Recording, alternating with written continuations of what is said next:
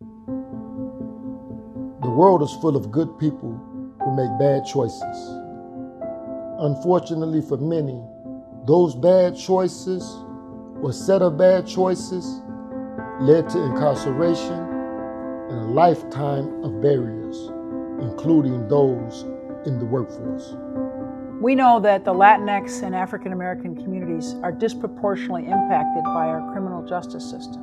And as returning citizens, they face additional challenges.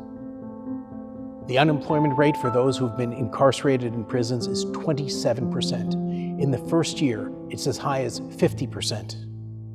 This is talent we can't afford to waste. The Road Home is our effort to reform reentry services within the city of Chicago and Cook County, and most importantly, hopefully, throughout Illinois.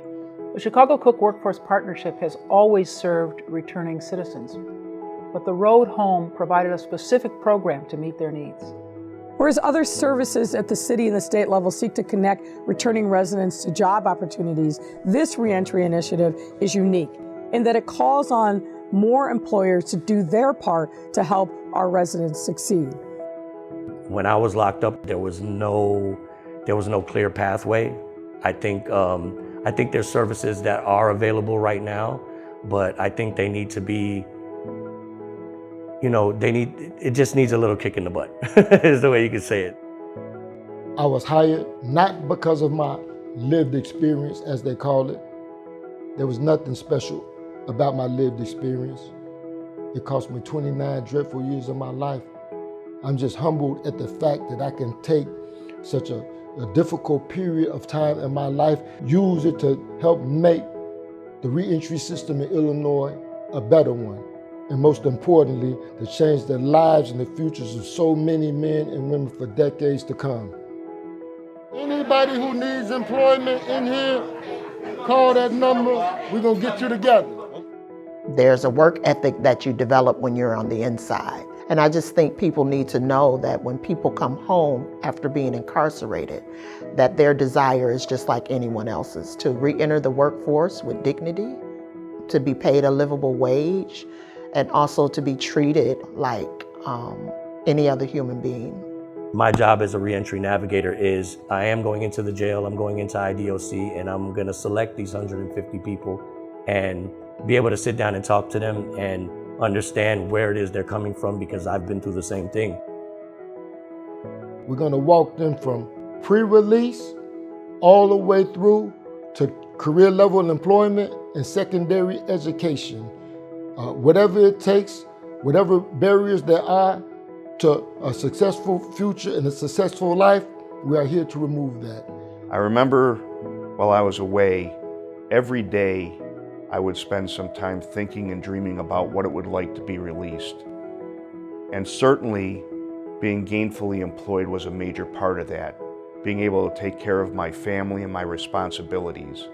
If you're an employer and you're seeking specific skills or knowledge from potential candidates, I encourage you to take a seat at the table and share your needs with colleges and universities so programs can be created and instructed to those that are presently incarcerated and seeking an opportunity when they're released. We actually work with the incarcerated workforce and have complete sort of career pathing for them. We see the human potential in the person, not the crime for which they're locked up for. And unleashing that potential has been amazing. And the ability for them to, when they are released, to get back into society and take, jobs in, basically STEM is amazing. And they are highly capable, smart. Nobody's ever given them a chance. My name is Pete Leonard. I am the founder and Chief Roast Master of I Have a Bean Coffee. We roast coffee in Wheaton, Illinois. We founded in 2007. Took 2 years to design and build our own coffee roasting system. Started roasting commercially in 2009 with the express purpose of hiring men and women who have been released from prison. Since we founded, we've employed more than 60 post-prison men and women. We produce coffee rated in the top 1% of all the coffee in the world, and we have a great time doing it. So we employ post-prison people, men and women who have been released from prison, who are done with an old life or just really upset with a mistake that they made in their past that ended them up in prison. We recognize that, and in fact, we don't judge people by the errors of their past. Instead, we want to be known for the present evidence of the content of our character. And so that's what we look for when we hire people. In fact, I get asked all the time, is there any category of crime that you won't hire from? No, none. Everybody's story is different.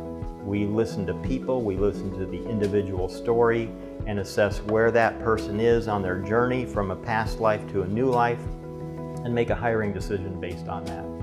For years now, we've been running all sorts of programs within the jail to give people job skills, and frankly, talking to the business community and asking them, what would you want me to do? If you had your dream, what skill would you want me to give a detainee? We've done that, and so we've had all sorts of different programs that have been directing at making people more hireable. And in doing that, then, we've had many people hired directly coming out of the jail, and the ones that we have stayed in contact with, and that's many of them, the results have been incredibly positive. Our demographics suggest we're heading to a labor shortage. We need to be able in the business community to ensure that we have the workforce that can help us thrive as individual companies and thrive as an economy. Developing a talent pipeline takes time and investment. There is never a better time to start than today. You know, we love our children, we love our family, we want to be productive members of society, and when given that opportunity, we can flourish in our communities, we can flourish in our cities, and ultimately our nation. And I'm thankful to the Chicago Cook Workforce Partnership for giving me a second chance, a chance at career level employment.